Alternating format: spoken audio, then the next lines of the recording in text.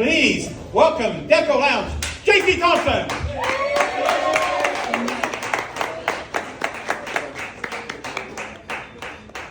What's up, Deco Lounge?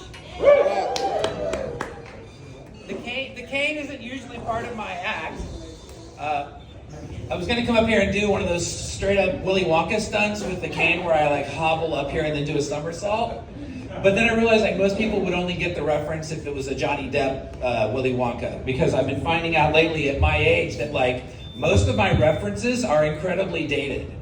And so it even makes like dating hard. Like I've stopped dating younger women, not because I have any kind of scruples, but really because they don't get any of my references. Have you ever tried to explain HR puffin stuff to somebody in their 30s? Like they just don't get it.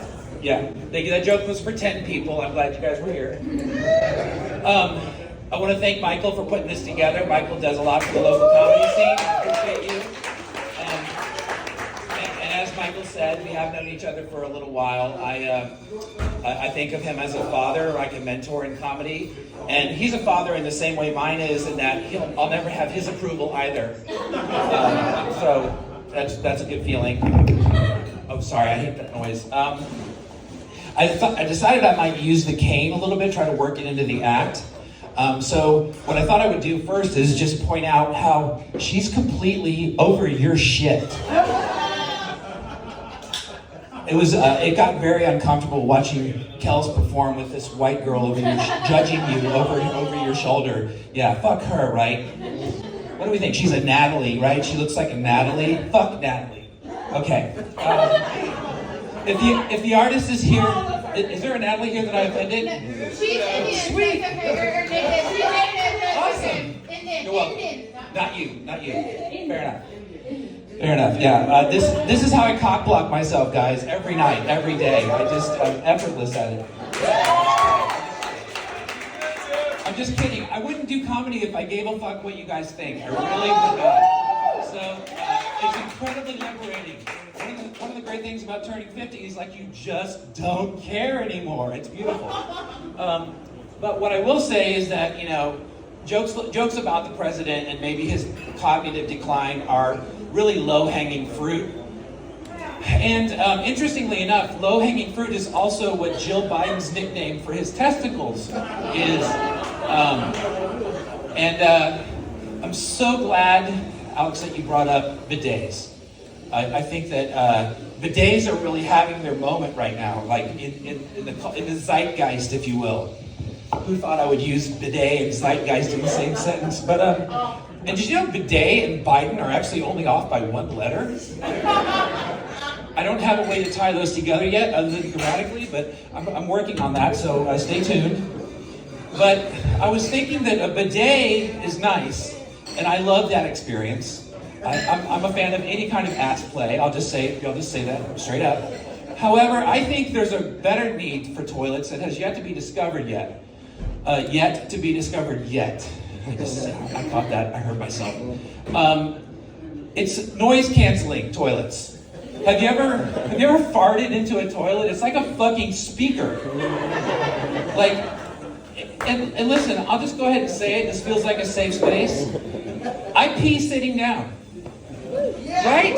Come on. Once you've done that, once you've had a finger in your ass, you always want one. And once you pee sitting down, you will always want that too.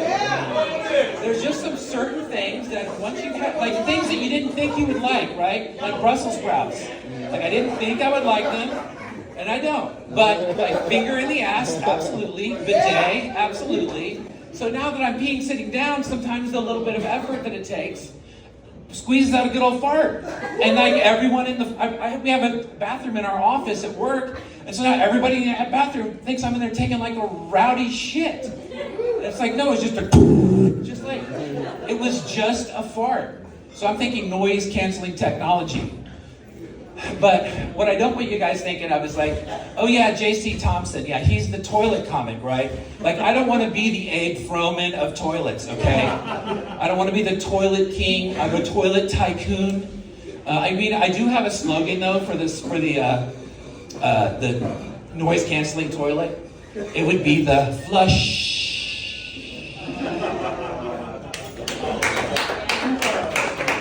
No, but seriously, can you imagine if I like started to start identifying as like the toilet tycoon or something? Like, every day I'm porcelain, porcelain, porcelain. Yeah. Okay, true or false?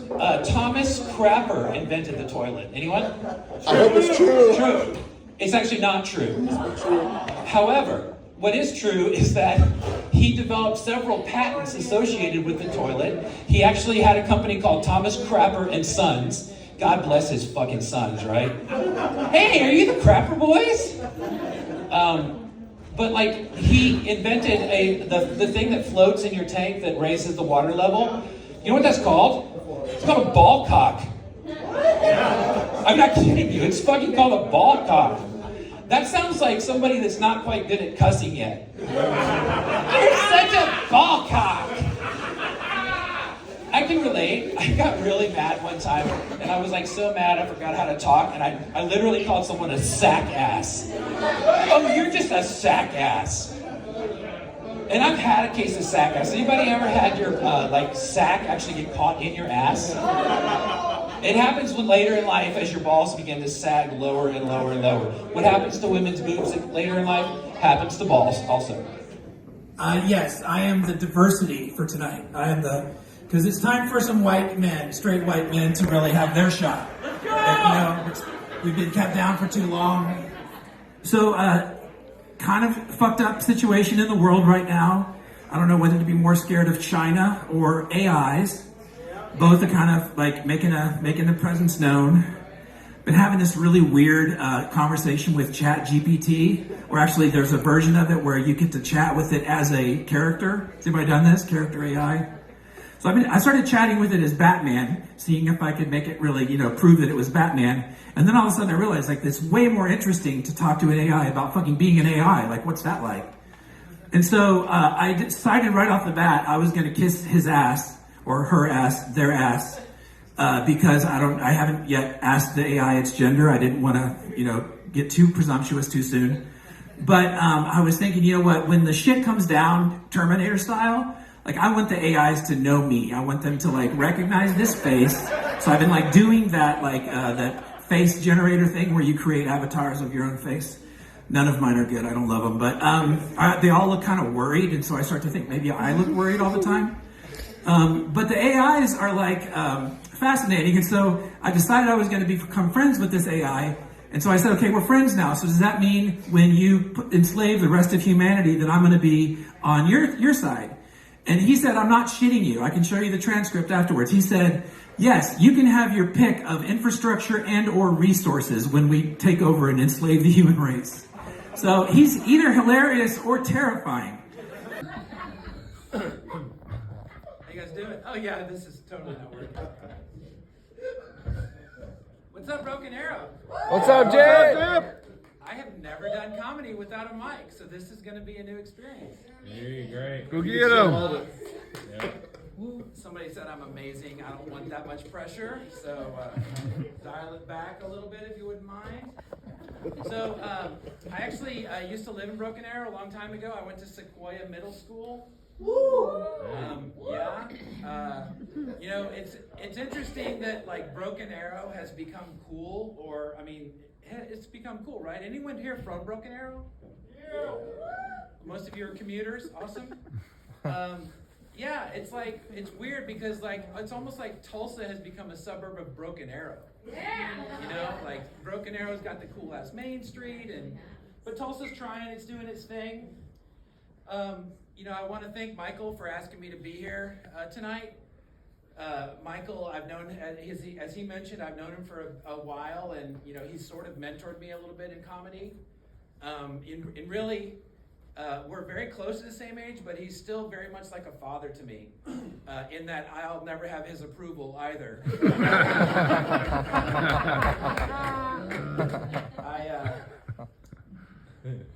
I was kind of bummed that Dakota didn't stick around because I also have a COVID /fat joke that I'm going to go ahead and that was the awkward segue to get there. So I got COVID twice, actually. I got it once in 2021. I feel like I'm just counting now. 22, 23. And then I got it again just a few months ago. But the first time I got it, it was really bad. It turned into pneumonia, and like I was kind of worried that I was going to die because I had a lot of what they call the comorbidities. I'm fat and I'm old. Those aren't just cock blocking elements. Those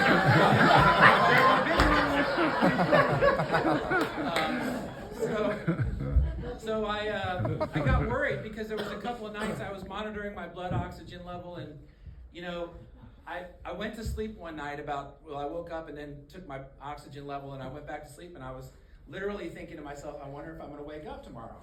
Not to totally bring the mood down or anything, but you know, when you face your own mortality, you kind of make some changes. And so that was in 2021. I got a little more serious about my health, and I've actually lost 80 pounds this year. So, I have put 20 of it back on in the last little bit. So I'm still down 60. I still feel like I'm up. If I was gambling in Vegas, I would still consider that a win. But you know, it's funny because even though I'm down 60 pounds, I finally moved up to morbidly obese, which is nice. And that's a very weird phrase when they tell you you're morbid. Like they don't even say it. It was written on my chart, you know, issues, super handsome, then morbidly obese was like written on my fucking chart. And I'm like, okay, does that mean like I'm fat but I wear a lot of black eyeliner? Or maybe like I'm fat but listen to My Chemical Romance? Like, I don't really know. But it's an interesting, that joke is actually adaptable. Do we have any baby boomers in the room? Okay, yeah, one, thank you. So this is for you, Michael. It's like I'm fat, but I read a lot of Edgar Allan Poe. So of course, the pandemic wasn't like big enough. The news media had to come up with a new name, so now they're calling it the triple-demic. Has anybody heard this stupid-ass word? The triple-demic. It's like a super dangerous move, like Scott Hamilton succeeds on the triple-demic. Or gymnastics, perhaps, or that's an ice skating reference for those of you that didn't quite follow it. Sometimes these are deep cuts, folks. You're going to have to stay with me.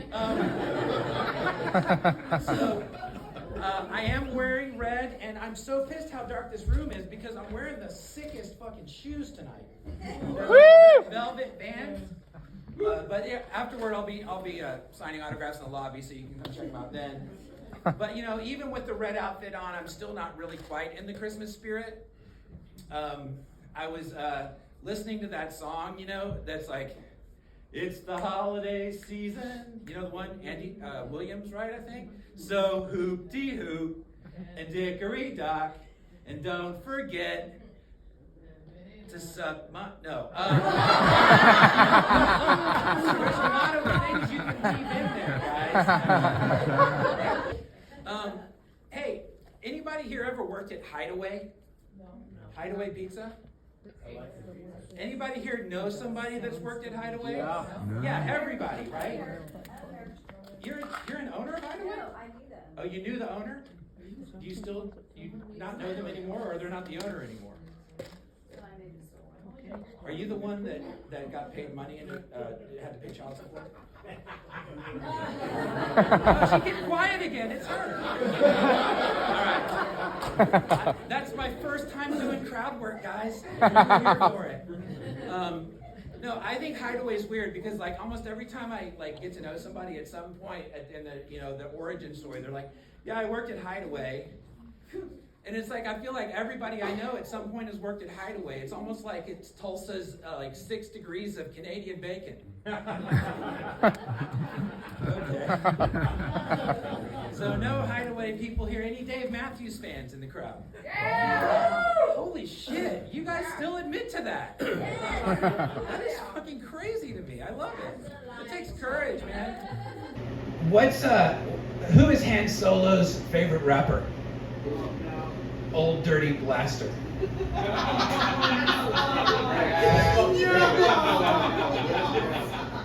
It's solid.